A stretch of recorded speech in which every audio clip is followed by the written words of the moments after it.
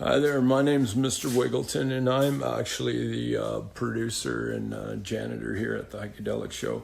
But anyhow, I think it's good, but it really it's pretty late show, so I don't even watch it myself, so I have no idea what it's about. But that Heiko guy, he's pretty smart. He is pretty smart. He doesn't pay me well, but he's pretty smart. Good evening, and welcome to the Heikadelic show. We would like to take this moment to let you know that viewer and listener discretion is strongly advised. So sit back, have yourself a nice cool drink or hot drink, and enjoy the show. And welcome once again to the Heikadelic show.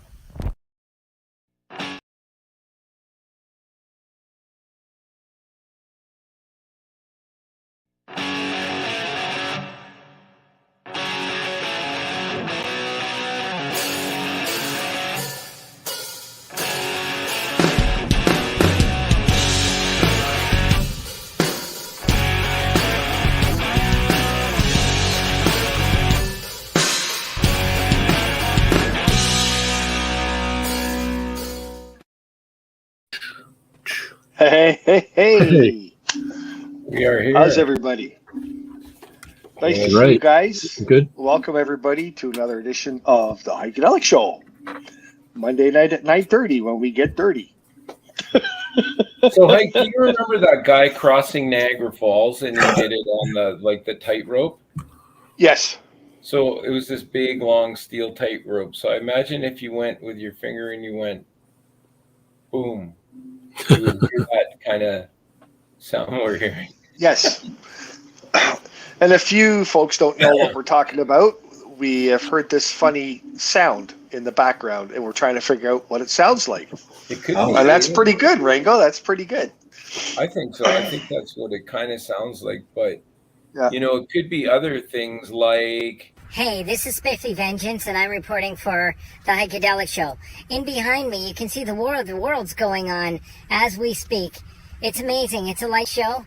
It's over the Pickering Darlington nuke plant, but we're not sure what's going on. We think it's aliens, because if you watch, we've been watching this for almost an hour now, and the light show is incredible. What we thought was just a storm appears to be possibly alien invading the Durham region. This is Stiffy Vengeance, and I am going to try and stay awake and watch the show behind me, and hopefully I won't get probed. See you on the Heikadelic Show Monday night. Oh, God. You know really where it is, though, eh, Ringo? It's New York right now. Have you seen all this coverage on Donald Trump going on? No. Oh, yeah. Oh, It's my wild. God.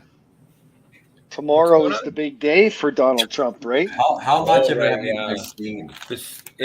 Hang on. Before we continue, we have to do this. The storm is real. I think this might be a long conversation.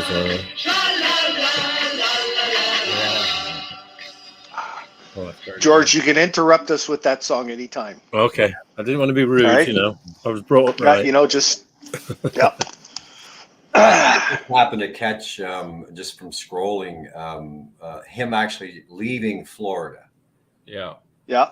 I don't know how many. I think I counted 8 of those. What are they, Ringo? RVs? guessing. What the drive, the bulletproof, it looked like. cavalcade or whatever it's called? Or, Oh yeah. cavalcade. And one white one on the back. Ah, Yeah.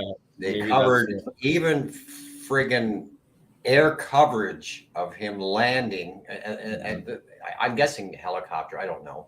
So what was he doing? Plane in the air, Yeah. him landing in New York. Is this like our generation's or this century's Al Capone? Is that what this is? I don't know what friggin' category. I don't.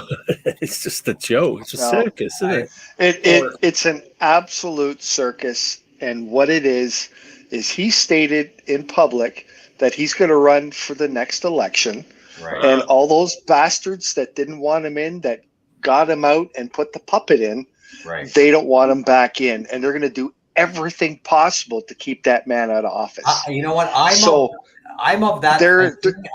I kind of agree with you. Absolutely. I do not. I know I started the conversation. Don't get me wrong, but Yep. I don't. This political crap that goes on in this world, Yep. I have no. Yep. Anyway, it's that politics and religion category. I just thought, Yeah. oh my God, this is incredible. You swear that Jesus was arriving.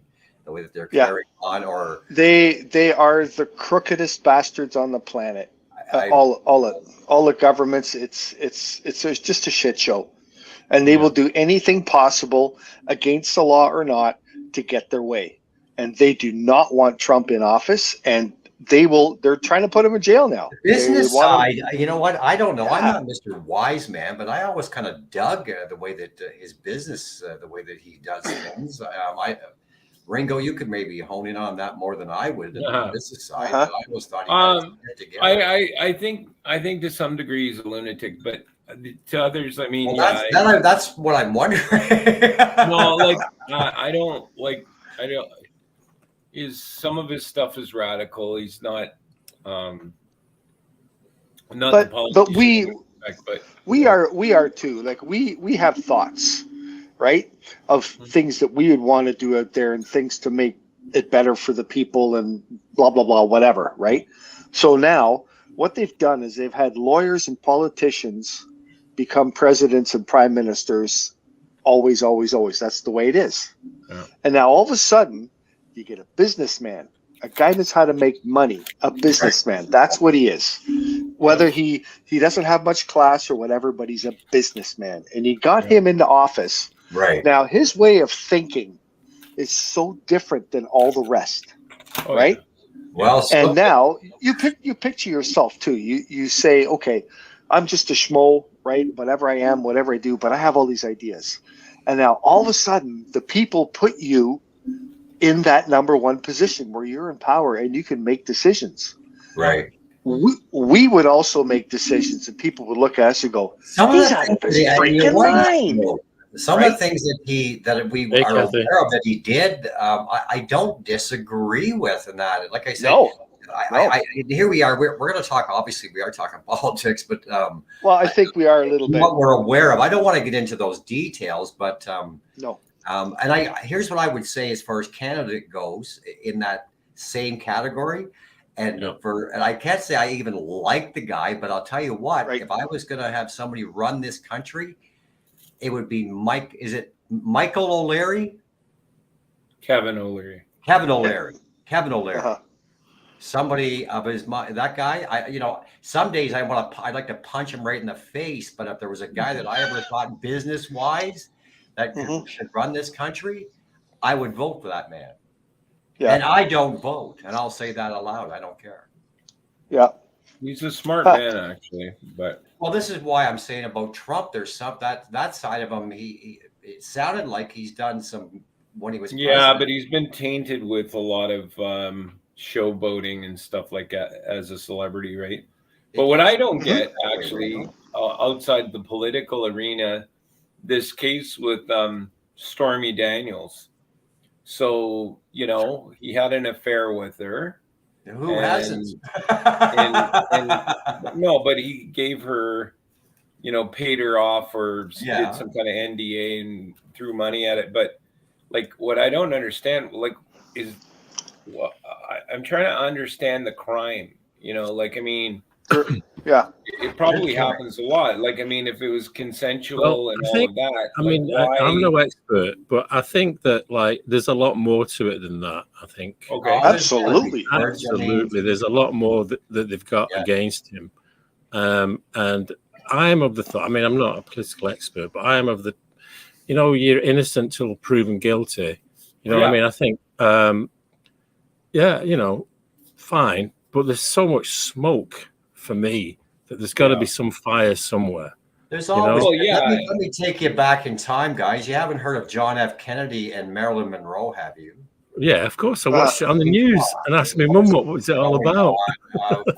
Clinton and what's your name?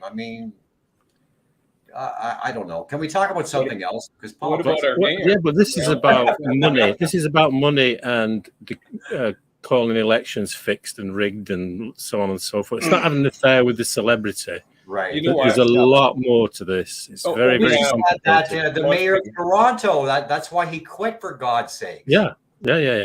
Holy shit, this has been going on. I don't know. But back to this Trump thing, I just thought, holy shit, man, you swear they found Elvis the way that they're carrying on. Yeah. Anything else? I don't understand it. Because... Well, I think it's because it's unprecedented in American. It's actually history. Yes, it is, George. You are right that way. Right before your eyes, and it's not 1890. It's not 1963 when Marilyn Monroe and all that. Was it? No, it's 62, a bit earlier, right? 63 got shot. But I think it's just the way the media covers it. You know what I mean? If what we had now, they would be doing it back then. Look at when Rob Ford got when he was going through his issues and stuff like that. Right. He got voted into office. A lot of these things were issues he had in the past, and then the media beat down on us so much that it just, But again, it wasn't just the media. He was starting to step on businesses' toes. Big shots. Yeah. And that's what Trump did. Those guys were in it for their people, for their country, for their city, whatever, trying to make it better. And they stepped on toes, which should happen because those toes are always in there, always getting their share. Yeah. And those are the ones that want them out. And that's why they drug up all this shit on him in Toronto, right? Yeah. All this stupid little stuff, he used to go out and party. So what? Right, yeah. Who gives a rat's ass? Yeah, how dare you be human? Exactly.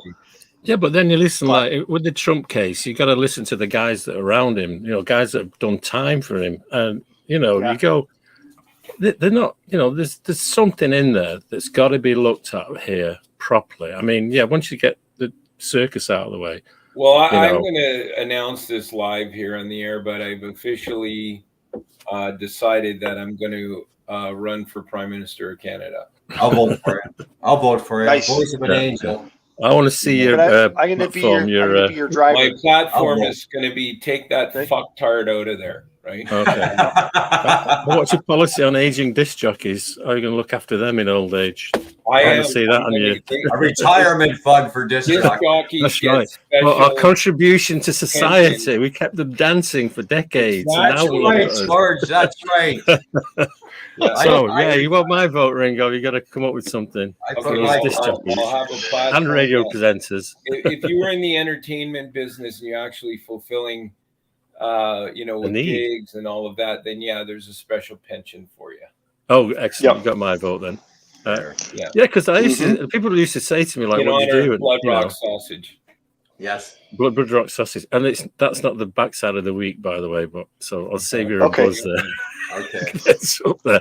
But I mean, people used to say to me, the other time, people go, like, so what do you do like during the week? And I went, well, DJ places, like, but what's your job? I mean, it's my job, right? And they go, well, no, I mean, like your proper job, And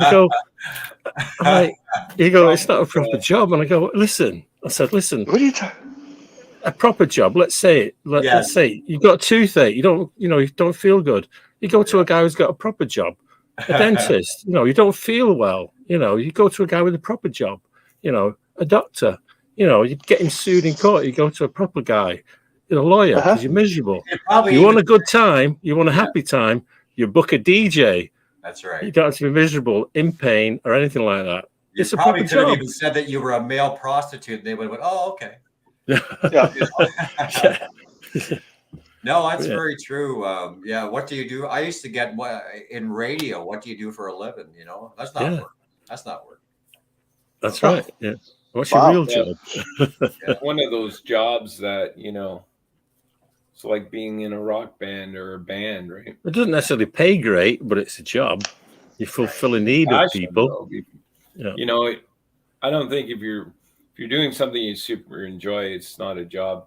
Like I have to say right now, I'm out working again, and it's I'm having a lot of fun with it. So hopefully they keep me on and stuff. But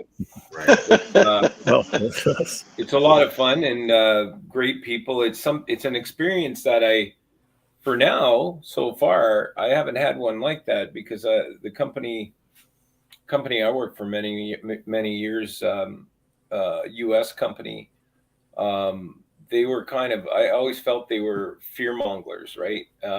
Because it's almost like, I'm a big fan of military everything, but when you start barking down orders from corporate and, making all of these threats throughout the organization, like, hey, if you don't do this, we're going to have a conversation. I was a leader across Canada, and I would simply say, let's have that conversation now then, before I leave. And so, and it was never about me, but it was my team, right? And I made it very a strong leader as well. I mean, that makes sense to me. Yeah. Yeah, well, I had a line actually that came up with it just out of the blue at the time, but I'm going back to like 94, early 90s, and I was working and we could have closed early that night, and the manager Jermaine said, George, it's dead. No one's coming up here tonight. There's no view, blah blah blah. It was like a Wednesday or a Tuesday, and 15 minutes, the restaurant closed, blah blah. Anyway, he goes into the office to do what he's doing, Jermaine. And about an hour and a half later, I walk into his office, and he goes like, "I thought you could go home like an hour and a half before. What have you been doing?" I said, "I've just been listening to the new releases I got through, picked up in the week and blah blah blah." He goes, "You love this stuff, don't you? You love playing, don't you?" I said, "Jermaine." And a lot of young guys picked up on this line when I've told them this story, like the young jocks that have come through. And it's like I said to him, "Jermaine, you know what?" I said, "A bad night on the turntables is always better than a good day in the office." And like, okay. Yeah. There you go. It is, There you go. Because it's something. So I've always that was like, quite a few people quote that on me that have come in my wake, as you say, that came on board. So guys, so that's the reason. Kathy just texted me and told me to stop eating on the air. So, All right. Really? oh well. Wow. Okay, so that means I'm going to start. Exactly. Heiko's always chewing on something.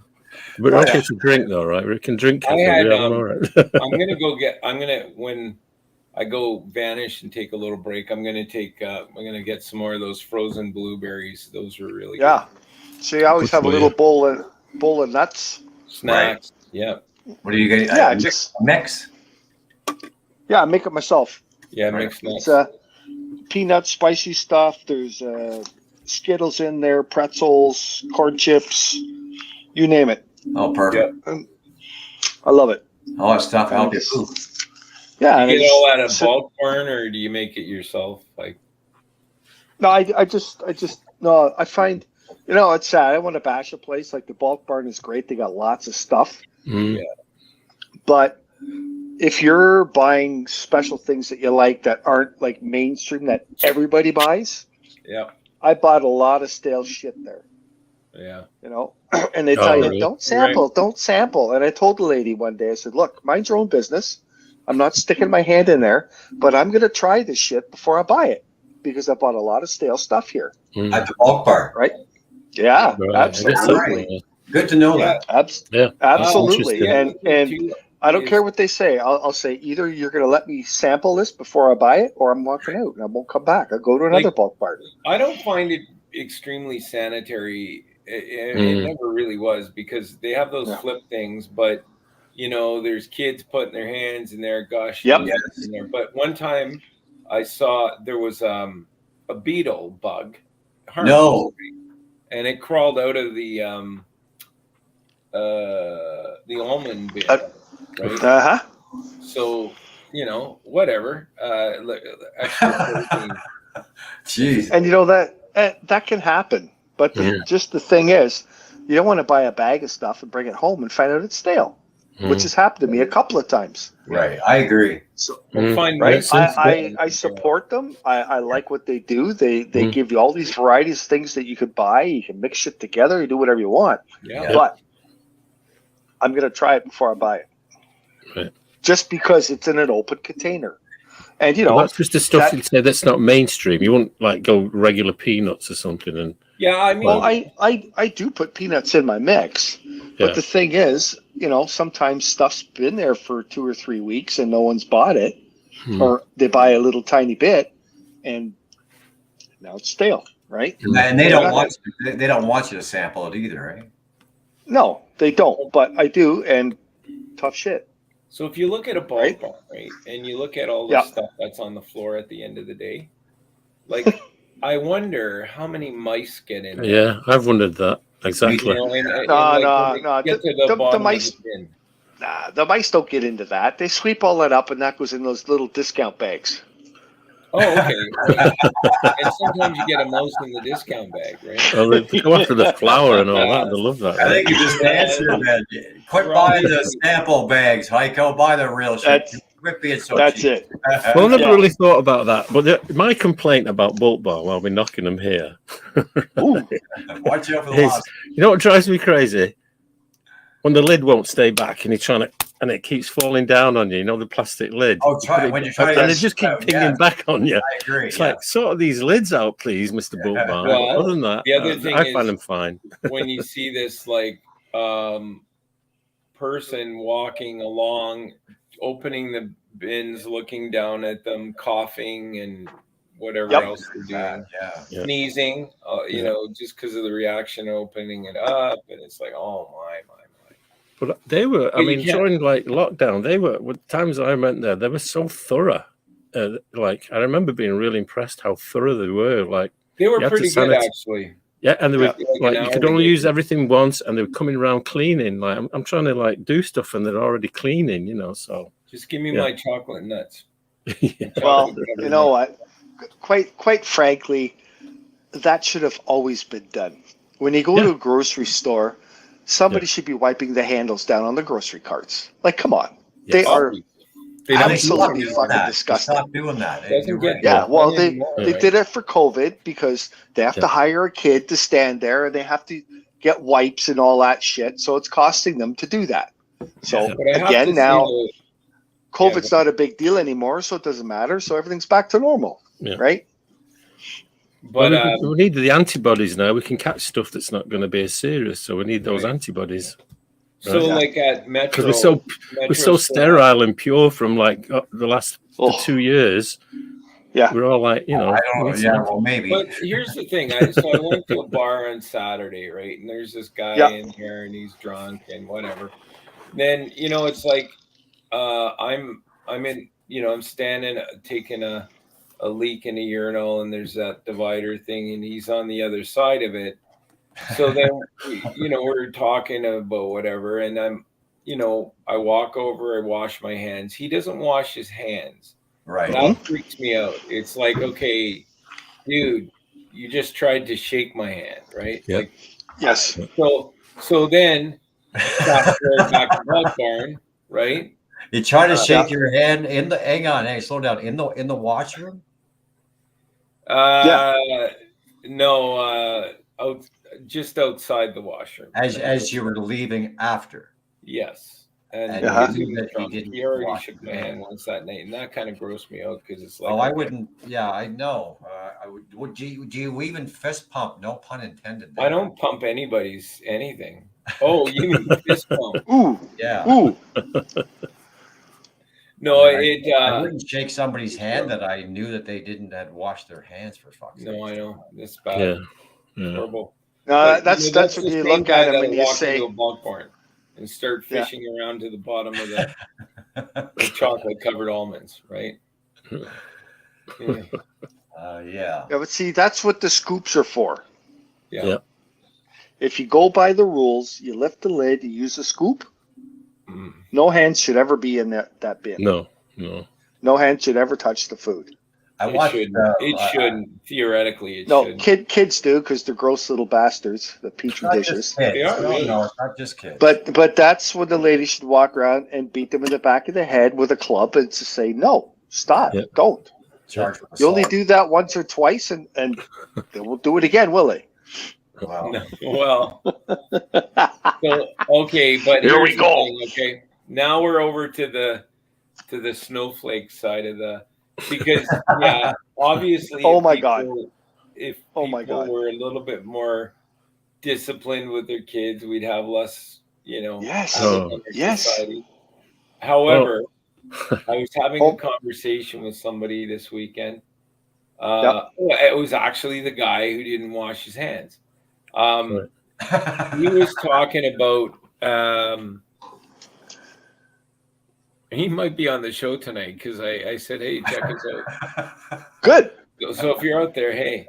But he was talking about how they were going to try and erase Yosemite Sam now because he had the guns. Oh, yeah. Yes. So apparently what they've done is they've rewritten it and they've taken the guns out of his hands.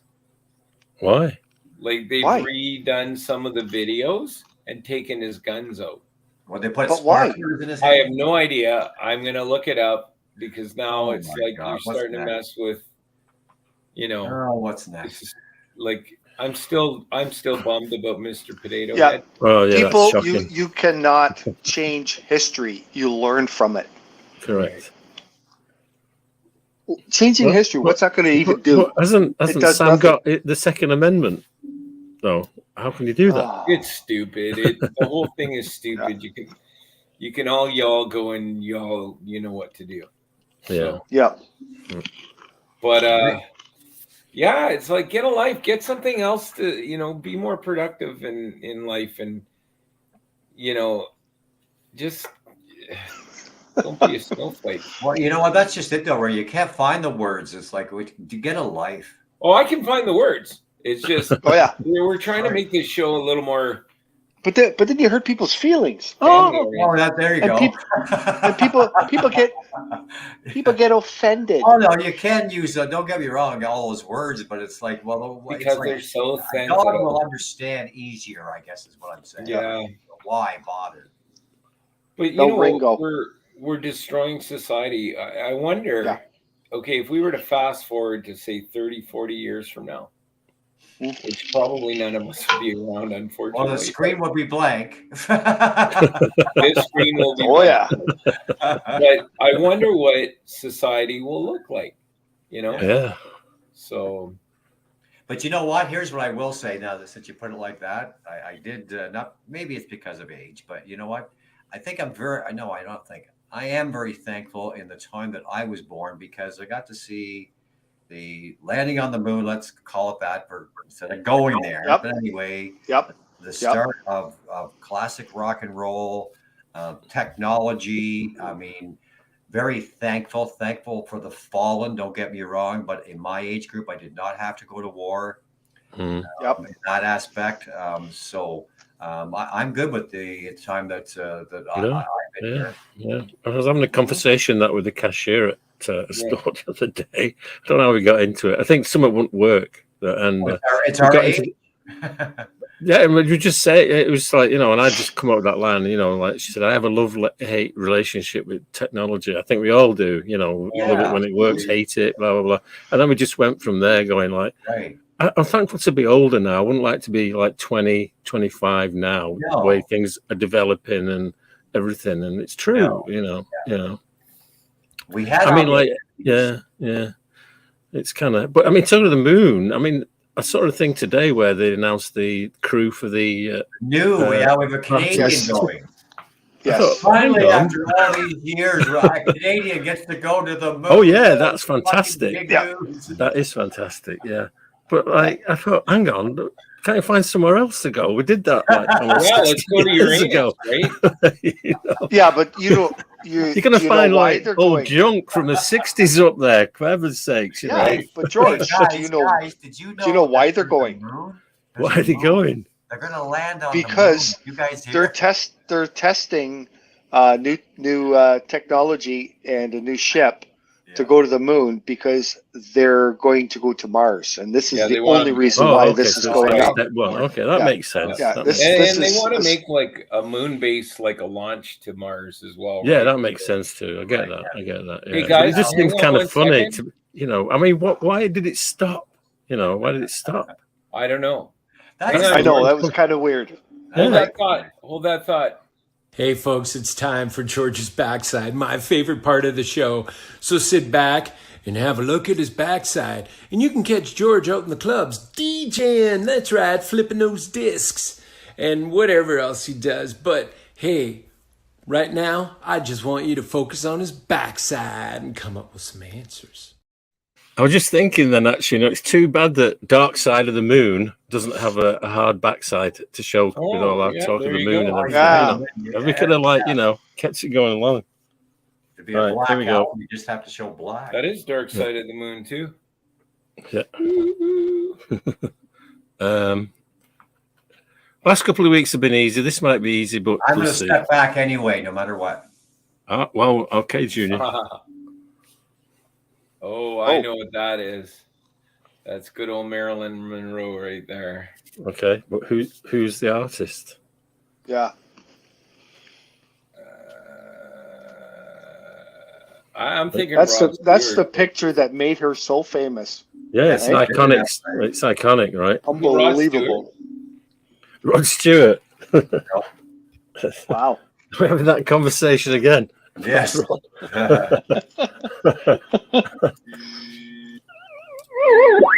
Okay, it's the dead back again. Oh, Blood Rock Sausage. Well, I told you, but you should get a double buzz for that because I told you it definitely wasn't this week. Look how happy George is, eh? I can't look at him. That's part of Monday night. Start off the weekend right. Oh, that's not mine. The power.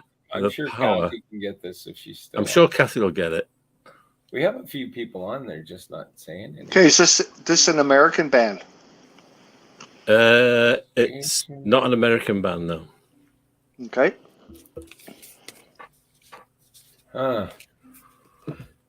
Is it a band? Singer. No, it's a singer. So it's a solo artist. It is a solo artist. It's Diana American Ross. Solo. Diana Ross. Yeah, Kathy's saying. Diana Ross. He's like Donna Summer. Who's saying that? Is that Kathy? Who's our winner? Kathy's fighting with Donna herself Summer. right now.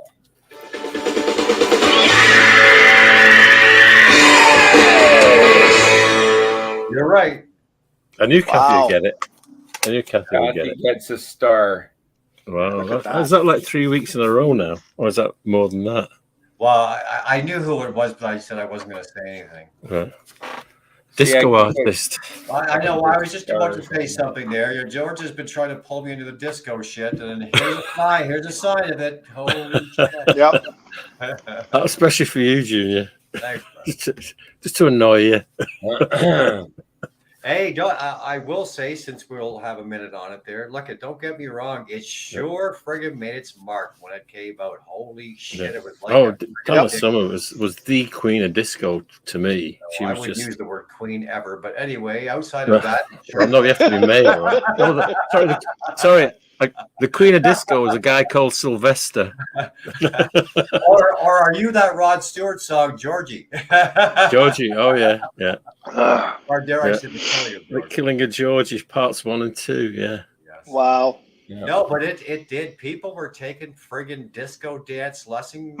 Yeah. Friggin' it Yep. did kick off. Well, to me, disco was kind of started around 73. no, 72. later than that. No, like proper good disco, and it just like the chairman of the board, and what was the other one? Like, there was a few like what I call proto disco, but then like you got Wait to a that. minute. Hang on, guys. Hang on. Whoa. So are we hearing that it's the UK's fault for bringing that shit over here? Because you were in. No, it was. There was like chairman of the board were like to me. It's like there's certain records from like the 70s. George McRae. Well, actually, that was KC that was behind all that. Yeah. And then it just kind of picked up. And there's some great. If you went to a bar or a club, there's some great records back then. And then what killed it for disco, I think personally, was Saturday Night Fever, the Bee Gees. I was just gonna say the Bee Gees. Oh man, I mean, I love the Bee Gees.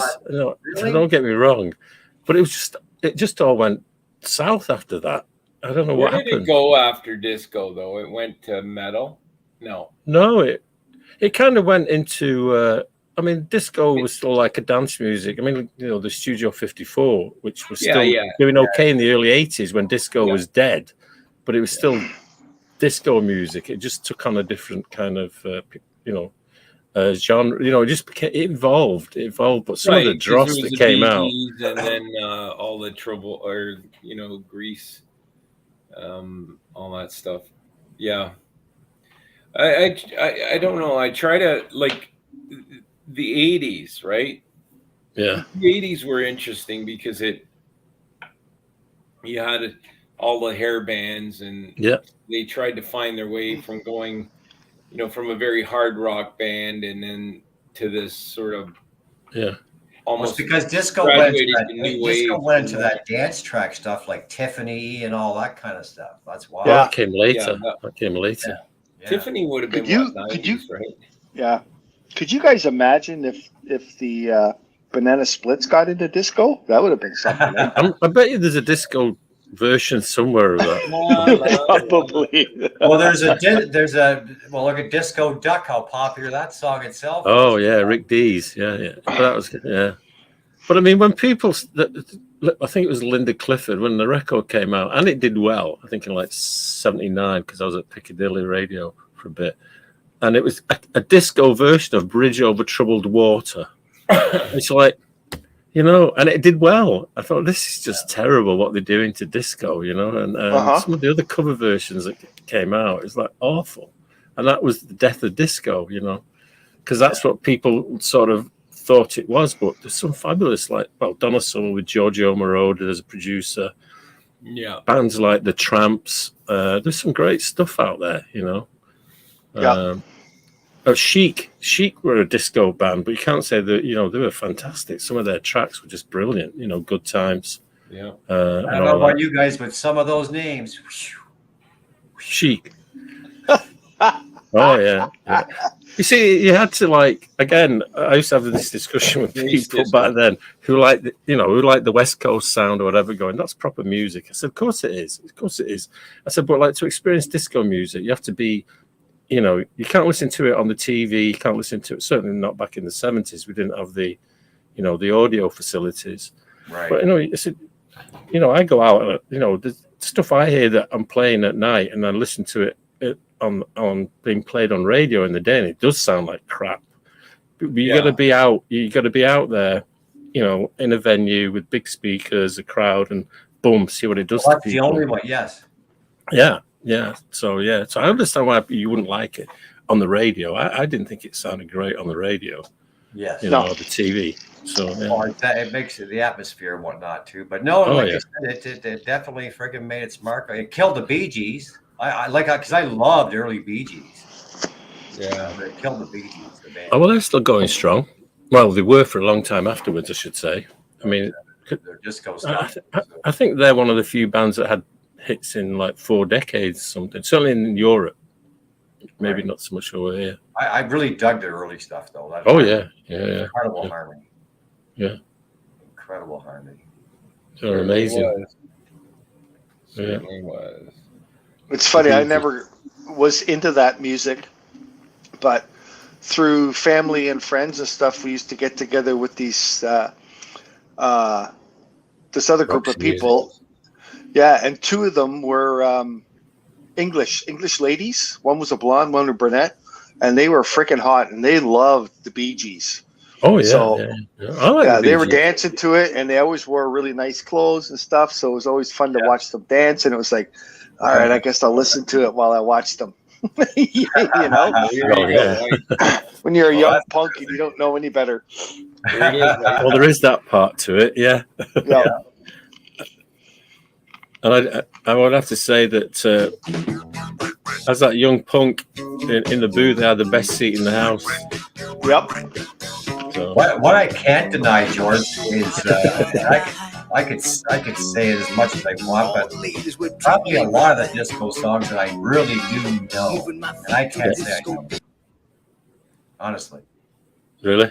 Yeah, I can't sit here and say that I'll if you play them, I would probably actually know them. Totally, I think it stems down to, like you're saying, it was probably a chick thing, and the girls like them, so. Oh yeah, well you always play to the girls. I mean, come on. And I will admit on the air right at this moment, I don't care. It's life. I'm sure that I boogied at least once. Everyone has to at least once. Hey, how about you guys? Can we admit that right now, live on your show? Did you guys at least come on, Ringo? You can do it. You can do it, Ringo. You boogied at least. Well, you had to sometimes, right? Hang on, I want to get this on the spot, George. I used to have grease parties. Oh yeah, yeah. Well, I used to do like at the height of disco. I used to do a Monday night for kids. Like it was like there's no alcohol. It was from 7 till like 10 or I think it was 7 till 10 or 10:30. Right. And it was all these kids that were like 14, 15, 13. And they used to come out to this. It was a club. When on Mondays they'd do these nights, all, and you'd call them all ages here, I guess. We didn't really have a name for it, but like, what I loved about those kids was like they'd pick up on everything. It was great to be a DJ on a Monday night with those kids, and I did that for about 5-6 years because they picked up on everything, like before it went anywhere. Like I can remember, like and movies like Grease. That's why you just reminded me there, Ringo. They knew all the moves. The whole play. There'd be 300 kids doing that move. Saturday Night Fever. They're all doing it every week. They're just doing it. And in the midst of all that, like it went on for a couple of years. I can remember somebody bringing in like this record by somebody called Gary Newman, and I'm like, well, what's this? And he put it on.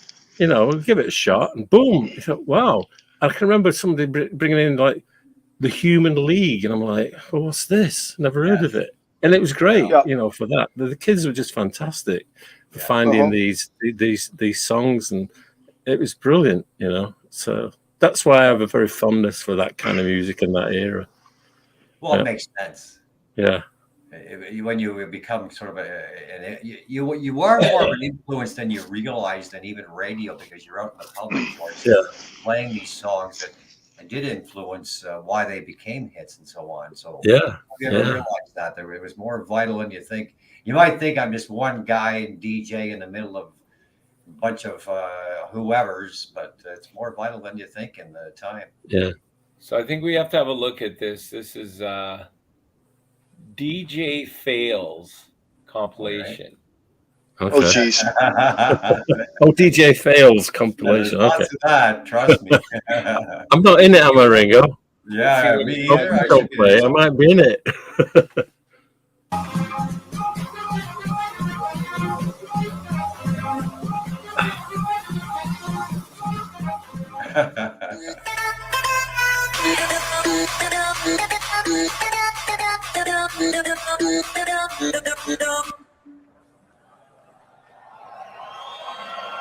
Oops.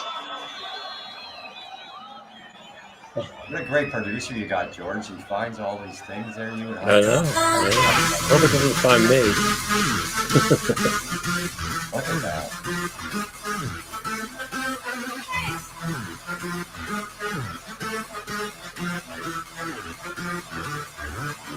So as you guys can hear, I never do a premix. It's all live.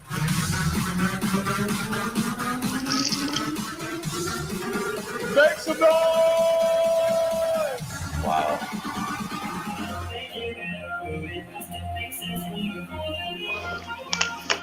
Well,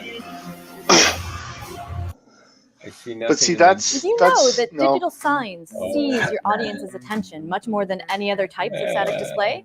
How much more? Try. Okay, that's what they call like DJs, disc jockeys now. All right, Yeah. and what it is, Those are it's live, created live. Yeah. Sounds. It's all techno stuff, Yeah. but it's all done like he said live. Like Well, they you make brought it all up, these sounds. Yeah, Yeah. it's not like a. No, it's incredible. We missed it by 10 years, I swear, George, and trying to make a lot of money off it. That's incredible. Oh, yeah. Incredible. I mean, I started off like in 90. Well, my first gig was in 70, late 70, December 70. And, the DJing then was you were a DJ MC. You talked between like most records. You didn't just mix music. You were actually, involved with everybody. So that's the way I came up right into the 80s as well. Yeah. You just didn't just put on the music. It was all that. Yeah. So it's a little bit different. Yeah, It's cool. I've heard it. Oh, yeah. I think it's kind of neat what they do. It's still not my cup of tea. I'm No. not into that at all. Yeah. But Yeah. it's Yeah, but it's funny how there's not a lot of new music. I mean, I know DJs that tend to don't play a lot of new music. When I say younger, everyone's younger than me, but it's amazing how much. except Santa. Yeah. It's just amazing how much of their repertoire or their library involves older music. They might mix it in, but there's not a lot of. I'm surprised how much of the old music is still being played. I mean, back in my day, you wouldn't do it. I wouldn't be playing stuff from the 60s in the 70s. It's just you just wouldn't do it. You know what I mean? Did I ever tell you I was a DJ for a time? No. Yeah, so I was in, I think it was in grade 7, and you might laugh thinking we were pretty young, but we, for some reason, we decided there were 4 of us, and we called the DJ service Rock 4, and so.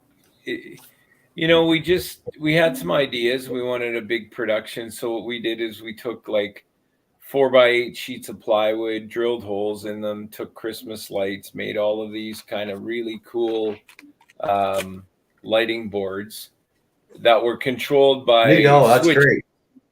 Yep. So we did a lot of, got our dads to help us out with the electrical part in that. So we had these things, we called them spider webs, and it was all this, we had a big crystal ball mirrored ball. Right.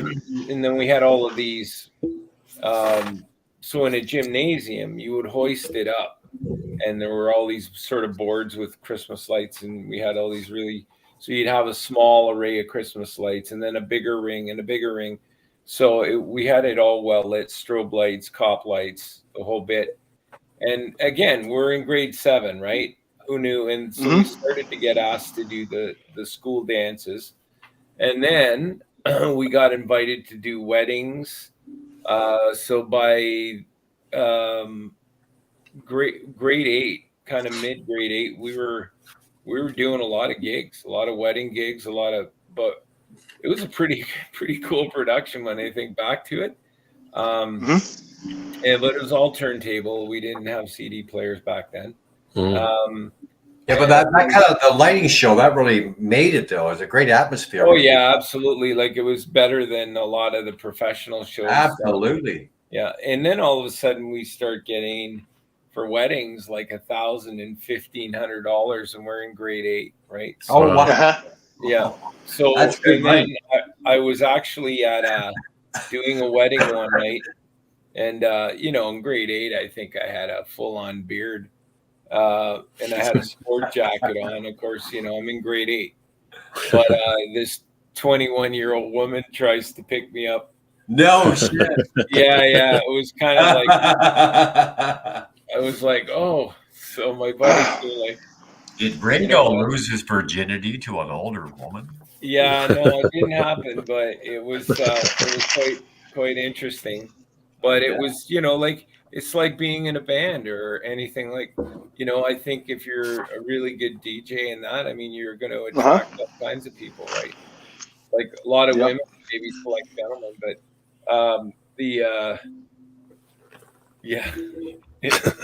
there's And then we used to get here. So here's so this is back in Sudbury, right? So we would get asked to do all kinds of different gigs. So then by grade 9, we're getting a lot of high school gigs, stuff like that. So that was a lot of fun. And then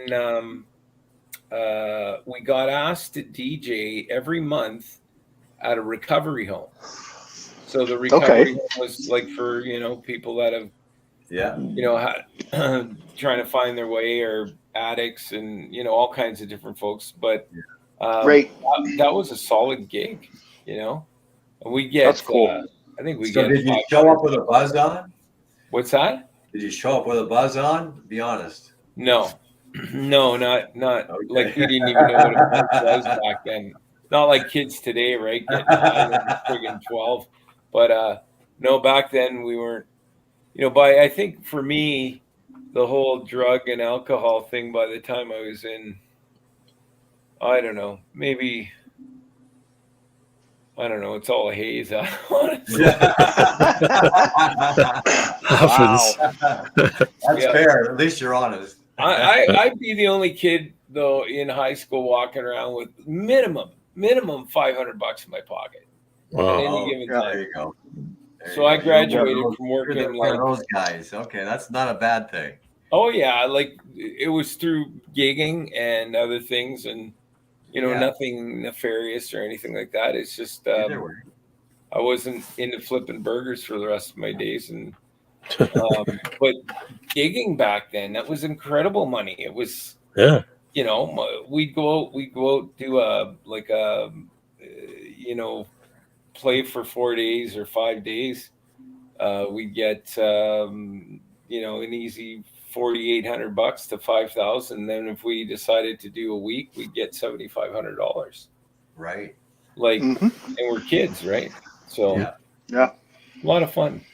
And then lots of offers and propositions, and you had to kind of stay, kind of keep that under. Yeah, but you know what though, Ring? We talked about that before. After a while, that becomes almost annoying.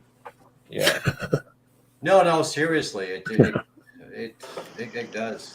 What the offers? And ladies, if you're on here, I don't mean this disrespectful, but because it could be the other side too. I respect that. There's nothing worse than a drunk girl coming on to you. It just grosses me out, and always did. Yep. Yeah. That is not what I want to take home. Thank you very much. No, Because you know why? Because you know they're gonna puke in your car. No, it isn't even that. No, it isn't even that. It's just I'll say it. It's an adult show. It's a fucking turnoff. It's ridiculous. Yep. Well, I had a lot of shows where women would come up on stage and do all kinds of crazy things, but there was this one time that I knew the one lady was she was actually a bass player, quite good, and the other one I had no idea who she was, but they came up on stage and they were hammered, right? So they're grinding around. Hey, George. What's that? Just the way he says things. Sometimes. Yeah, I know. Uh-huh. So they come up on stage and they're definitely they're oblivious now to the crowd. They're so drunk, right? Of course. And they're grinding my microphone stand to whatever else, and then the next day, and that was a show we did in Sudbury out in the valley, and I go into the bank the next day, and there's this person working at the teller, and she's got dark glasses, and it was her. She was like mortified.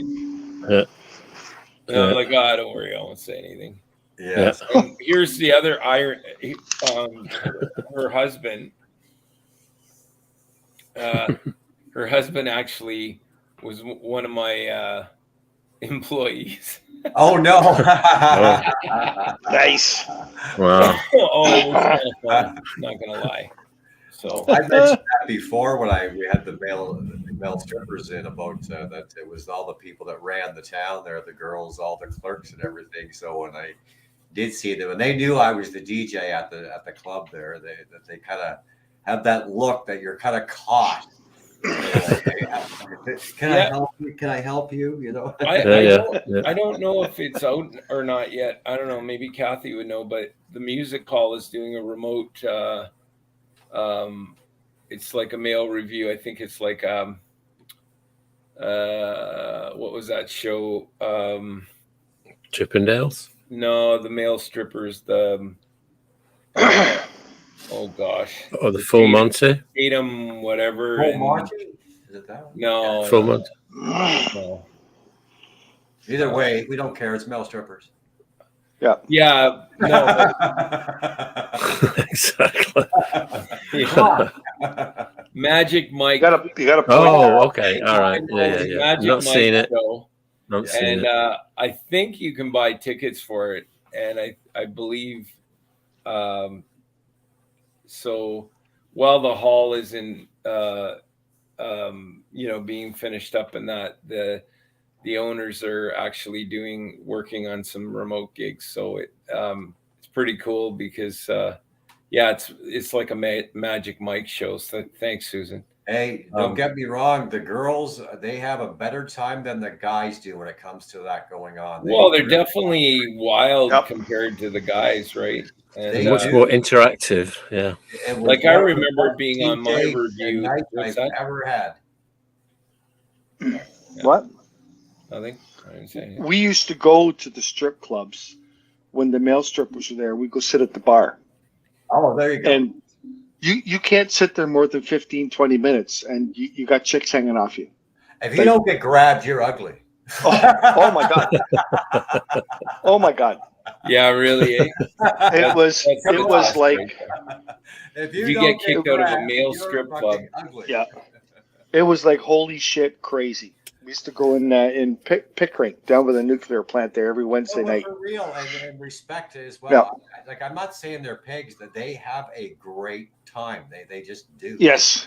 They chant along. They have I've never seen any girls. Well, they kind of odd girl would try to grab a little bit, but it wasn't anything stupid. But here's my question. I understand we all know that that's how it turned out to be. But how do you think all that started? Because the men probably did all that in the bars too, but probably always got in shit, right? Mm-hmm. So now the way you conduct yourself in a strip club, if there's female strippers, is you just have to sit there and watch and you tip, right? There isn't all the hoot and holler and the tucking the money and doing all that stuff anymore because we've been told you can't do that. You get kicked out of the bar. But in the male strip club, the women go ape shit and nothing really happens until they get really out of control. Well, So you know, I think things have, right? Yeah. Well, it's funny because I think I mentioned before I've worked with both male and female strippers, but one of my funniest, well, I'm going back to like, I'm DJing about 3 years, so it'd be like 73. Oh my God, what happened? And I was playing the music. Well, we had records then, you know, they were just 45s or 7-inch singles. What's a fucking record? 7-inch singles, you know. Anyway, this one night, this lady was dancing, and you know, I'm concentrating. You know what I mean? Because you know, you do the dance routine and they do the strip routine to the second tune, or whatever. Yeah. So I'm kind of watching this. I've got my records queued up and everything, and you know, I'm playing it, the first one, and then it's getting to the end of the strip routine. And I'm looking down, and then this bra just lands right on the record and plays. Oh no! Yeah.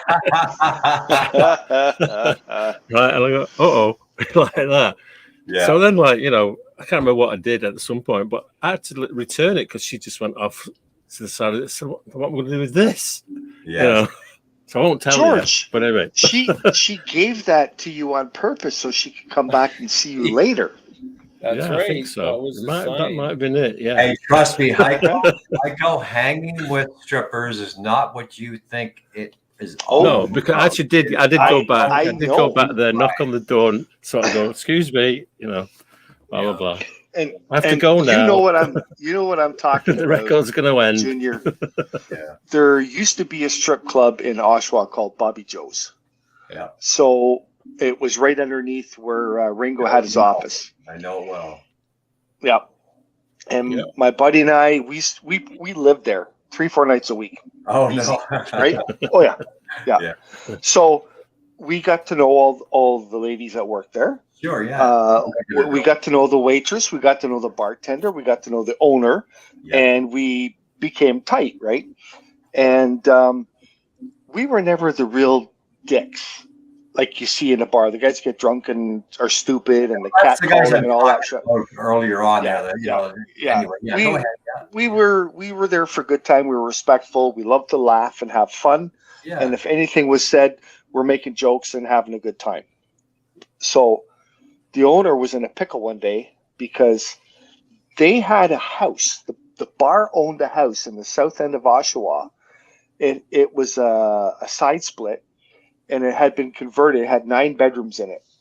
And when the girls came from out of town, that's where they stayed. That's where they would stay. Yeah. So they said, when the place shuts down tonight, we can't get our girls down there. Like, they don't like sticking them in cabs and stuff because weird shit happens sometimes. Yeah. So they asked, like, can you take them down there? I said, sure, whatever. So I did that a couple of times. And again, I never said anything. I know where the place is. Like, you don't go tell your buddies, hey, I know where all the strippers live, right? You know what I mean? Yeah. And again, the respect thing was made, and it got to be a thing where the girls like to party after work too, right? Because they just worked all night. So now they like to have some fun. Yep, that's right. So sometimes a couple of people got invited to that house. Yes. Right? Yeah. So, and I know exactly what you're saying. Yeah. They're not what you think when they're not working, right? Mm-hmm. They're people like you and I. Like, well, it's not even just it's that. Some of it's more of a. I'm going to say it's more of a overall pain in the ass than it's worth. Yes. In the trips that they're on, I'm not saying that there isn't nice. Let's say strippers for the sake of this conversation. I'm not saying that there aren't, but you know, in general, they're carrying Jerry Springer friggin' luggage. Yes. In general. Yep. Yes. There are good ones out there that, yes, they are doing it for a living and they're professional. That's what they do. In our time, what was her name, guys? Help me out here. That was famous for the big boobs. Dolly Morgan, Chesty Morgan. Chesty Morgan. Chesty Morgan. Yes. Yes. Example. Wow. When you go backstage and you're in the dressing room with her, it is quite frankly, would you shut the fuck up? Yeah. She is so, she here. How can I sum it up? You're not Marilyn Monroe, okay? Yes. You have Yeah. big tits. Pardon me, guys, for saying that. Yeah. But anyway, that's what you're famous for. Yep. You can't sing. You can't even dance. And Yeah. you're annoying. Yeah. She, on stage, she walks back and forth, and that's it. Yeah. There's hardly, you guys have seen her, right? Going like this, right? You seen her in her Yeah. time or no? Yeah. But anyway, that's just an example of the other ones. Look at it's here, like without sounding like a grandpa, they're drug addicts. Yeah. They're fighting over And you're right. Like I said, I got to know a lot of people through the time that I spent there, and I actually wound up dating one for a while because she was freaking smart. Same thing. She didn't have any skills that she rendered, except she was a great looking lady, like holy shit, like top to bottom. Yeah. And she was good at what she did, and she said, "You know what? I can make more money doing this than I can doing this and this and this." None of them save any money. They And that's what it was to her. It was a job. That was it. Yeah. That was it. And what a great person. None of them. I don't know if I'm not saying I know them personally that way, but in general, none of them saved any of that money that they made. Yep. Because they were caught up in their addictions and this travel and all that. Yeah. Yes. Yeah, tragic ones. Yeah. Mine, the girl that I went out with for a year, like I was saying on your show before, she was caught up in her family with a story of her in like movies. Her family they were religious, so she was running away from a religious family. Yeah. But yet they were very, very well off. Up in Sudbury, but yet they were the people that when you meet them within 1 minute, have you found the Lord?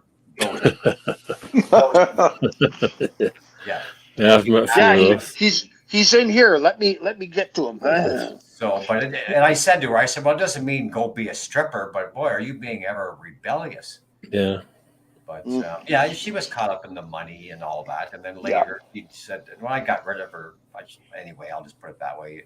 It was, she decided she wanted to then be a hooker on the side, like some do as well, because they make that little bit or not little bit, sometimes that extra lot of money. Yeah. So I'm still on it. I'm in on the conversation, guys. I'm just getting some ice. I'm listening. I'll be talking. Yeah. So it's amazing when you say that. Well, it was just kind of a funny word. I decided that it was time to go exit stage left there and whatnot. Yeah. So Junior, did you so you worked like in clubs and bars as a DJ? I had done that, yeah. And on the radio. Yes, both. Right. Which obviously you prefer the radio side of it, right?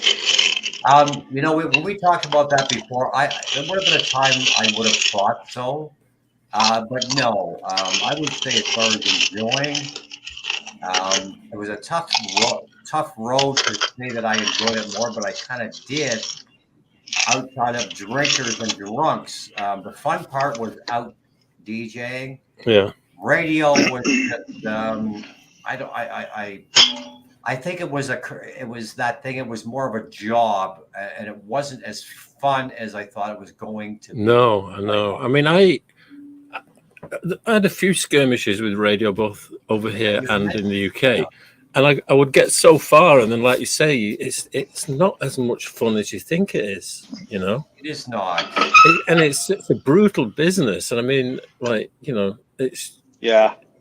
Cruel business. I'm only like one in probably, let's just say 100,000 for God's sakes. But so how do you cope with that? I mean, how do you cope with that? How do you cope with like, someone comes in and says, right, we're changing format as of next Monday? A great question. To cope with it is another story, because you have uprooted your life and have moved to that town or city. Right. Okay. Yes. And like any standard job, you have your 3 months. Yeah. It's happened at least 3, if not 4 times where it's, can I see you after your shift? Oh, okay. yeah. You They know give what you the the line. conversation is going to be. Yeah. Yes.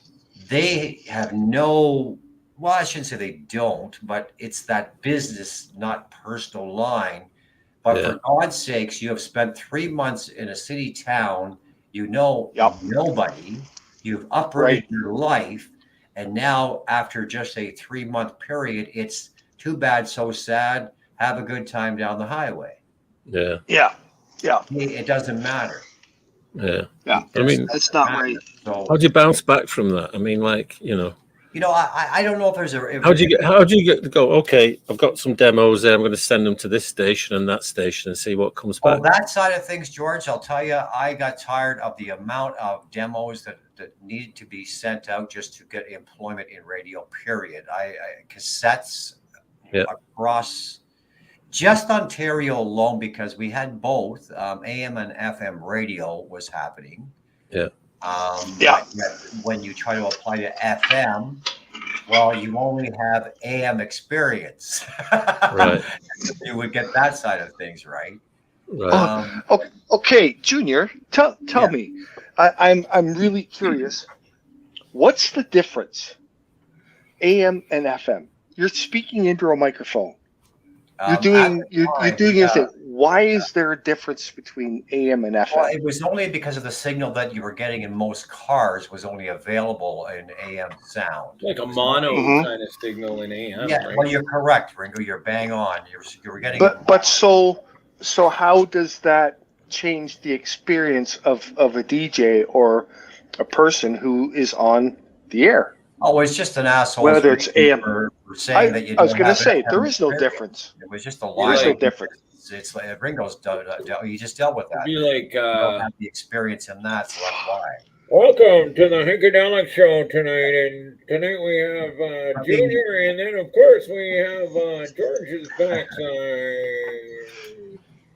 Yeah, that's kind of what it sounds like. No, George, to deal with the rejection part of it, it becomes that. This is what I guess I've said on your show before in many simulcasts. It is compared to like being a musician in a band. You know, you've made the audition, you're in the band, and yet maybe you're a better guitar player than the guy that's already in the band, so you have to move on. Yeah. And you're all. I remember Al Jones was on here last year, and he recounted of how he was like treated a couple of times, and one of them he was still on air. He said I had about 20 minutes to go. Oh, and the program director came in and said, "By the way, you finished after this." Yeah, that's. Do you remember? It's exactly. That's how cruel it can be. It does not matter. Yeah. You know, they don't. It doesn't matter if you have even a following. In his case, at Q107 in the one story, yeah, that of 1 million people easily listening. Yeah, it almost just doesn't matter because. Well, with the Q, I mean, it was originally, I think it was Standard Broadcasting. I can't remember who bought it. And in Westcom is the name of the company. Westcom. I'm talking 1987 now. Yeah, when I first no, it's Westcom. Westcom, okay, but before that it was Standard because it was. No, it was Westcom that bought it in '77. That's when Q went on the air, 1977. Right. Was that Slate? Was that Slate? Was that? I think, now that you say that, I got the first name is in my head, but anyway, well, yeah. Gary Slate was his son, Gary and he was Slater, the program. Yeah. Gary Slate was the son, but his dad was the owner. Correct. So anyway, I met Gary in 1983, and that's another story. But I was there in '87. I was up, still on Bloor Street on the 32nd, 33rd floor back then, and I got asked in by, and I remember this guy's name. His initials are DS, right? Don Schaefer. Yes. I will name names here. And this is what really put me off radio. Was I don't know what time the appointment was at. You know, I'd seen him once before, and then I was going in again for something. And I got there for like 2:00. Obviously, it was after lunch. And, you know, the appointment was like 2:15 or something like that. I don't know what it was. I'm still sat there at 5 o'clock, and the place is closed. And leaving. It just left me there in the reception all afternoon. I thought that's What a piece of garbage. Right. So I phoned him the next day, right? And I said, well, I thought that was rather, whatever, untoward, blah, blah, blah. And he said, you know what he said to me? He said, George, how bad do you want this job? Yeah. And I went, not that fucking bad. That was it. Oh, no, that's... and I know that's common practice, but I thought, oh, my God. I mean, I wouldn't say it's common practice, but like I said, the treatment in radio is quite cruel in many. Sounds like it. It comes down to it. I've shared some stories. I wasn't any God's gift to radio, for God's sakes, but many of them have been dumped on their faces for no particular reason, and they've done that. They've walked in recently out west. They walked in, and you're right, Ringo. They changed the format. So there was a guy, 27 years. Yeah. 27 years. Here's your pink slip. Oh, that's crazy. Wow. Changing the format. Yeah. It happens, So, but yeah, it's the ugly part but of life. for the time though, in that's why let's go back to that. But thankful for in the day when the voice mattered. There were a lot of great times as well. Don't get me wrong. Many of the reasons why I wouldn't be on this platform as an example. Yeah.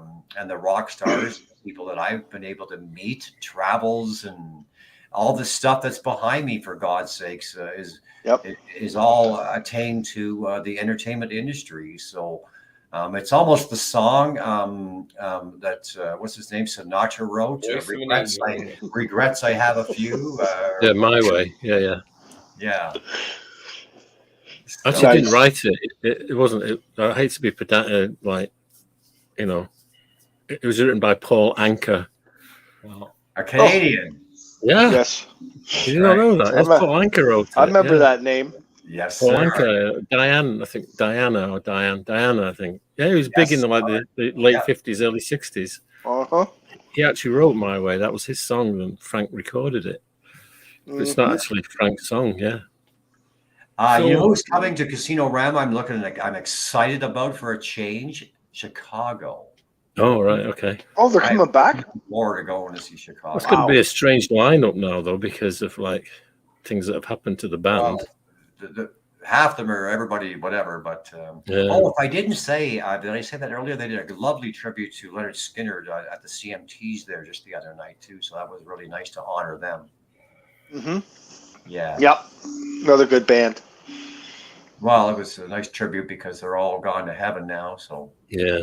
That's just the way. Yep. I remember Chicago. I mean, when there was still Chicago Transit Authority. Right. And I was listening on my little transistor radio, in bed, and this song came on. And it was their version of "I'm a Man," the Spencer Davis. Yes. Wow. Holy schmolies! At the time, I thought, what a version! Incredible band. My first introduction was in music class there when I was in grade, whatever that was. But I do recall the trivia part of things that Jimi Hendrix said. I can't remember his name though. Jimi Hendrix said the guitar player in Chicago was a better guitar player than he was. So that's wow. It's quite a statement. Well, it's funny. Chicago has been playing at Casino Rama ever since it opened. Not on a somewhat regular basis, but they have come around. Yeah. So one of the funniest concerts I ever saw, I think I told you before, was David Lee Roth was up there. I'm talking like the mid-noughties. Yes. And they give complimentary tickets out to regular gamblers and what have you. The Flames. So I was like, David Lee Roth comes on. I don't know what they were expecting, right? Maybe country or whatever it was, but he came on and he's like 2 songs in, and the ladies were just leaving. The older ladies were just like headed for the door. It was like an evacuation. It was unbelievable. Really? Yeah. It's one of the funniest things I've ever seen. Oh, that's funny. That made me choke there. Oh dear. Yeah. The place was half empty by the time that it's into this 4th song. It's like crazy. Ram was a pretty good venue. I've seen a lot of shows there, right from stand-up comedy to rock to whatever. It's a pretty good place to go see anybody. I thought the venue itself was kind of friggin' ugly, and then I thought, this is it is ugly, super ugly. There's a reason for it, though, on the Aboriginal side. But then I thought, this is actually, there isn't a bad seat in the house, really. No, not at all. No. But one of the concerts I went to see there was Roger Daltrey solo, like in between Who tours, I guess, because I'd seen him a few times. And it was the first. I think I seen him there twice. This was the first time, obviously. And he's like, and he's very. He has a very when he's like his shows are very interactive. He'll play like old songs that the Who don't play. He plays for like the fans, from day one kind of thing, which is great. So it's a very chatty show. And I remember we were sat there, and he's going on. He said, like, I booked this for tonight. They said Toronto, right?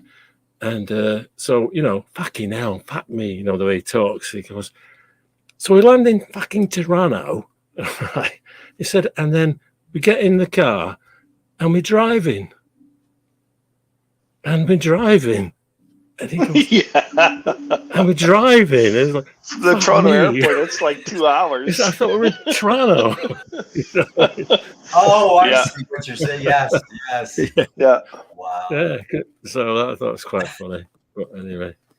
Wow. There's one show. It's a great venue. It's a great venue. Yeah. There's one show I saw there. I'll never ever forget. It's a band I used to listen to, here and there, and you'd have one or two of their songs on your mixed CDs and tapes that you made up for the car. And when I went and saw them, it was like, holy shit, I know that song. Oh yeah, I know that song. Right. Like every song they played was like, and it was something I've never seen at any other concert I've ever been at in my life. These guys were on stage doing their thing. Right. And Casino Rama now, if you picture the ugly building in there, the venue they have, there's lots of aisles, big fat aisles everywhere, right? Mm-hmm. Yeah. There was people dancing everywhere in this freaking place. Wow, and they don't allow that usually. No, dancing in all the aisles, standing at their seats, and I was like, man, I was so into it. Guess who the band might have been? It's not like rock or metal or anything like that. It's just a band I went to see I loved. Was the B-52s. Oh, wow. Was one of the best shows I've ever seen. Wow. That place was banging. It was just unbelievable. And even when the show was over and people left, it was like people were just happy and excited and talking, and it was just like nice. It was a great show, and if I ever get a chance to see them again, if they're still touring, yes, I will go see them again, hands down. What I'm surprised. Yeah, I was too. Yeah. Well, they have a certain, like every band have a certain generation that will follow them, like, forever, right? So it's a bit like the amount of songs that they did, and it's like, oh yeah, that's a good one. Oh, that's it. Like it was just one after another.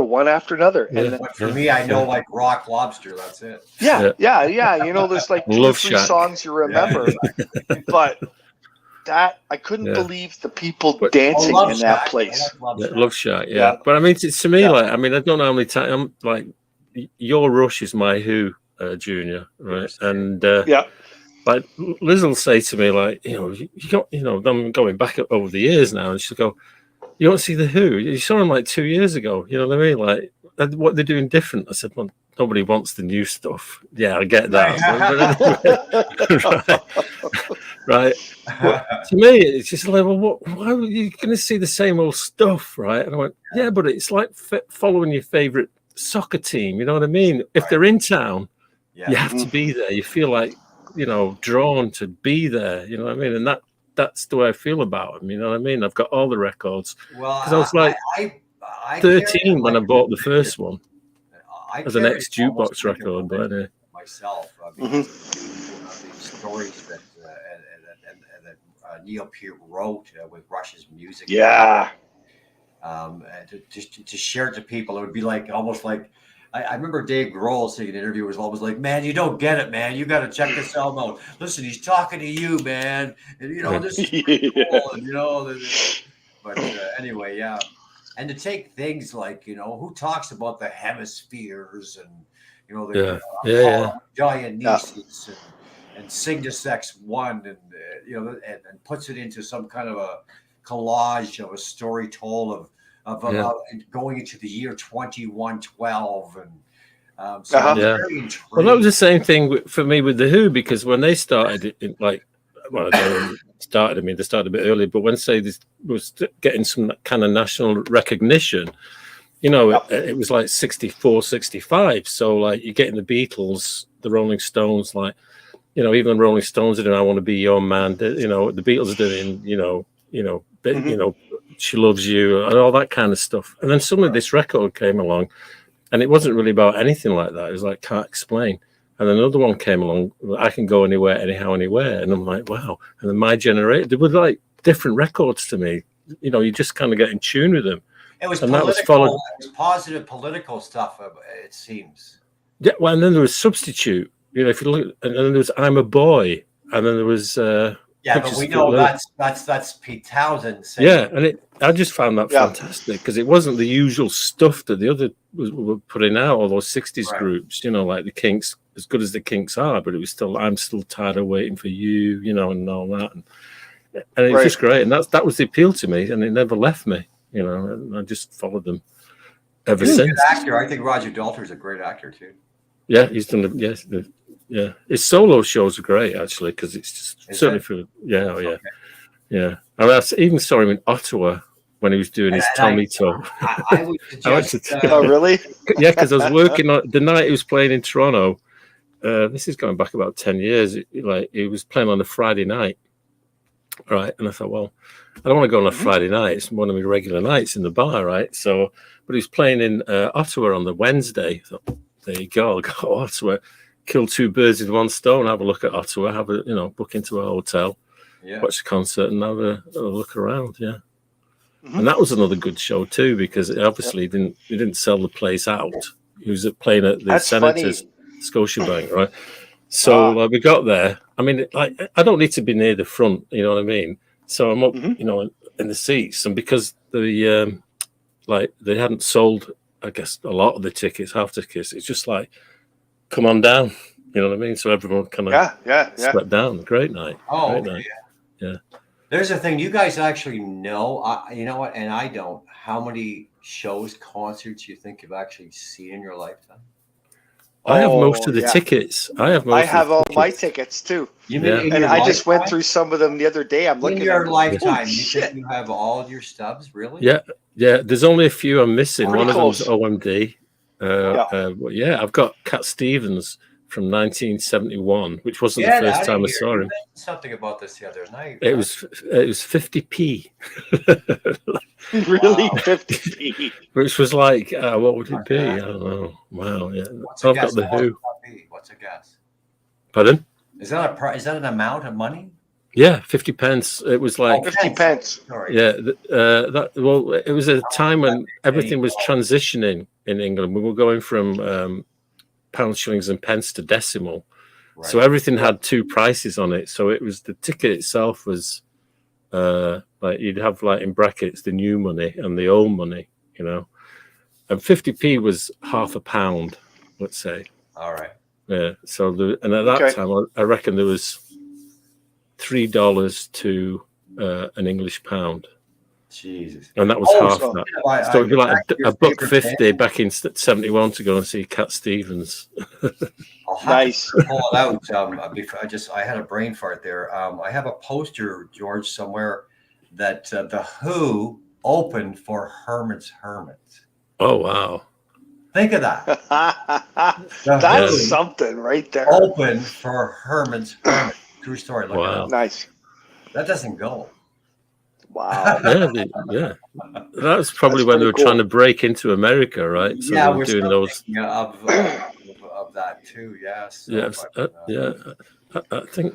Yeah, I know that the tour, because I mean, obviously I wasn't aware of it at the time so much, but I just remember them talking about that tour. So since we were talking about concerts before we end the night, how about we can I ask this question? Most memorable concert, guys. Pick one. Well, like I said, the B-52s was pretty cool, but I got into, it was funny, I was going to say this because George had mentioned Ottawa and stuff like that. I got a job in Ottawa, and at the time I was like, I know, I was so into taking pictures. I was like Mr. Photographer, right? Oh, okay. That's how everybody knew me. Yeah. So I always had my camera around my neck, and then I had my camera case on my back. How about my lenses and filters and all the shit in it, right? Right. So, and I would go everywhere with my camera. So I got this job out there. I didn't know a freaking soul, so I just started touring out. I go for walks, I go for drives. So one evening I'm just going for a drive in Ottawa, and I saw this big building. I didn't know what the hell it was, but cars everywhere, lights on everywhere, and I go, oh, something's going on here. So I went, parked my car, and I went for a walk around the building, and I went up to the doors, and everything was closed, right?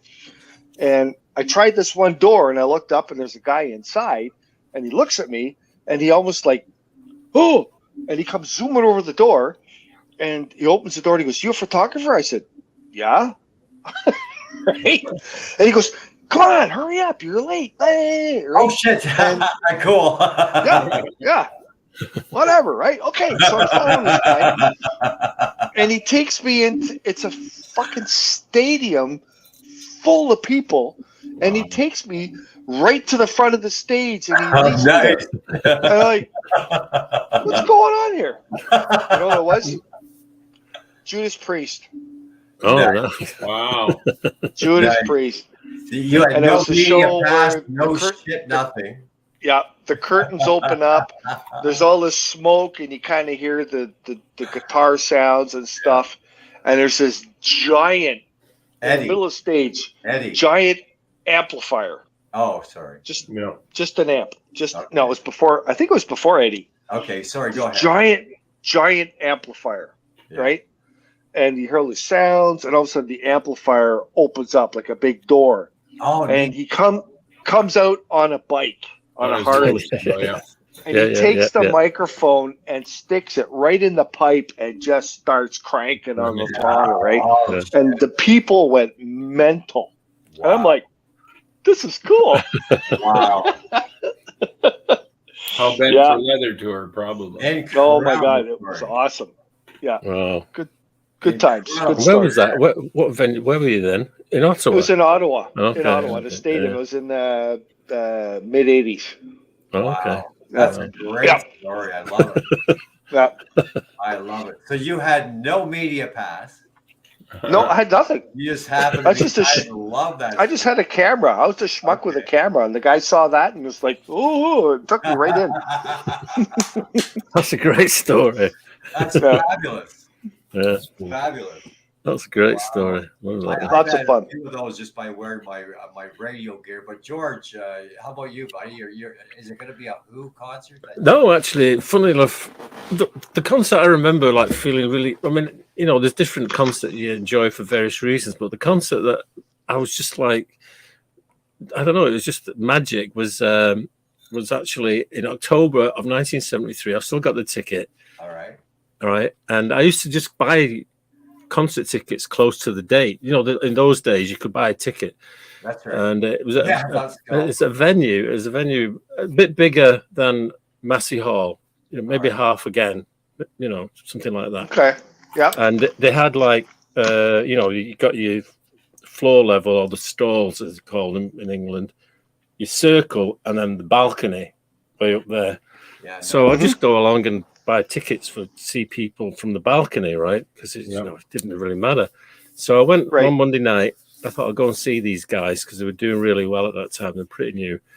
And it was just one of those nights. I mean, I'm sat there. There's about 6 or 7 people in the whole of the balcony. And like my feet are over the chair in front of me because you just got sprawled out. Yeah. And the concert starts and it's Nazareth, right? Oh, and nice.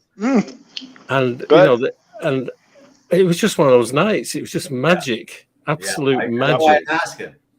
Yeah, just unbelievable. I mean, they were fantastic. I mean, they did the hits. They had about 2 or 3 hits at that point, and all this other stuff they did. It was brilliant. It was Manny Charlton on guitar, Dan McCafferty, Daryl Sweet, and Pete Agnew on bass. And I don't know what it was. You know, it was just one of those nights. And I've seen them a few times since, but that night was just. I was on another planet. You know, yeah, he's they're a always great had issues band. with his voice because that type of voice that McCafferty Oh, had, right? they were like one of those, to me, like a rock and roll band. You Oh, know, great! Yes. Band, absolutely. Yes. they were just To like to see them live in a little venue. I got to roadie for them at the Emma Combo. There you go. That was, wow. That's an experience. And that was wild. Well, I saw them again about 2 years later, and then I was like downstairs and everything. But then I saw them when I was here. The first time would be early noughties, and they played the Hard Rock in Toronto. You know, upstairs. They played there. That was unbelievable. Really? Yeah. Right. And then the last time I saw them was in Peterborough. Right. Like they used to have like concerts in the summer, like on Wednesdays and Saturdays, and they were on a Wednesday night, like July of 2006. I saw them in the green room at Q107. Haha. You saw them where? You saw them where? Gringo, can I ask you that? Most memorable concert, pick one. Oh man, I've been not Voice of an Angel, a concert. Yeah, I've been to so many. It's hard. Oh yeah. Just pick one that brings back some good memories. Come on. Well, I'll say that at the right now, Rock of Ages is playing at downtown in Toronto. I don't know if you guys are familiar with that. So very it's much so, yeah. So my friend of mine, Gino Del Sol, plays guitar in it. Okay. So we went to the production a couple weeks ago, and it was pretty amazing. But one thing, so what Gino does is he, in his off season, he plays on cruise ships and stuff like that. So he's a true rock star, and he's found his way to make money doing it. But I remember seeing him on stage at Sudbury Arena opening. His band was called Victim, and they were opening for Ted Nugent. Oh. Wow! And I thought that stuck in my head because I saw Gino, and I'm like, I want to be a rock star, right? So, and never really looked back because that's when I really started to apply my guitar skills at the time. But and then for years I was told I couldn't sing a note. Yeah, you mentioned. I get a kick out of that when it does become a different story. So I like that story that you tell with regards to yeah. To be honest with you, it becomes that. I guess the other one was Darby Mills in the '80s, and Darby's awesome. I mean, she's still. It's funny you bring her up because we were talking about the dance stuff earlier. Her career changed that the record company was going to decide on 2 women. It was going to be Tiffany or Darby Mills, and they picked. Oh, come on, Tiffany. Oh no! How did they even put those two together? Well, because of the time that we were talking about earlier, that dance track shit was starting to. Watch. Well, Darby, that was MCA later to become Universal. Then, Tiffany was on MCA. Mine, by the way, guys, my DJ concert Nerd. of all the many, even including all the times I've seen Rush, but it was Rush. Maple Leaf Gardens was A Farewell to Kings, and the opening band was Max Webster. Oh, yep. Max Webster. The historic Maple Leaf Gardens, of which we've all been to, I don't think it can change because you can't now anymore. No. But the memories of there will stick with me till I can't even think anymore. Which could be nice. we'll do that one day. We'll bring back memories from there because I got some too. Maple Leaf Gardens. Yes. Holy shit. That's our new What the hell? music that tells us we have to wrap up. Oh, okay. Is that the hook? Oh, is that what that is? Okay. Thanks again. Oh for my having me. God, I still got so much to talk about. What's going on here? Well, there's always next week. That's right. 5 a.m. comes early. I know, eh? All right, With a fair guys. wind. Now, Yeah. you know what? I'll keep it for next week.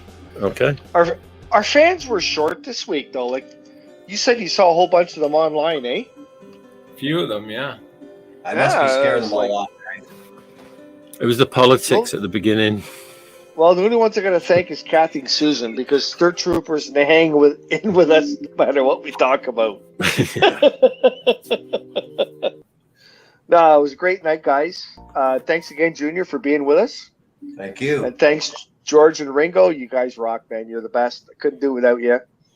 And you know what? I want to throw a quickie out there to Danny at Country Stop Burger. If you guys want an awesome breakfast or a good I dinner can't or wait lunch, to try those burgers, man. They look so friggin'. you know what? We are going to take you out there. Please. We are. We might even do it. We'll go early so you can have like a late breakfast and then you can have an early dinner. We'll hang out there for the whole day. Okay. Because the food's, you can't just go and have one meal. You got to have a couple. Yeah. So, all right. If you're listening, Danny, thank you. Take care. We'll talk to you soon. And you guys, we'll see you all here next Monday night at 9:30 on the Heikadelic Show. Have a great week, everybody. And cheers. Good night. Thank you. Good night. Woo!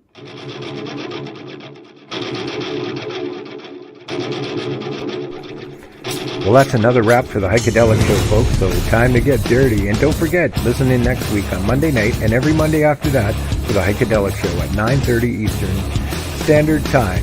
If you'd like more information on the Heikadelic Show, please find us at www.theheikedelicshow.com or .ca. We'll see you all next week on the Heikadelic Show.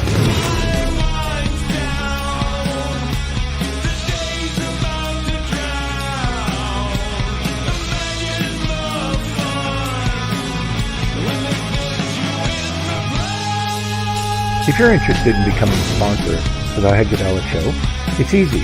Just send us an email at info@theheikedelicshow.com. Meanwhile, you can browse our website at www.theheikedelicshow.com or .ca. Click on our sponsor tab and find out more information on sponsorships. Thanks for joining the Heikadelic Show, fans.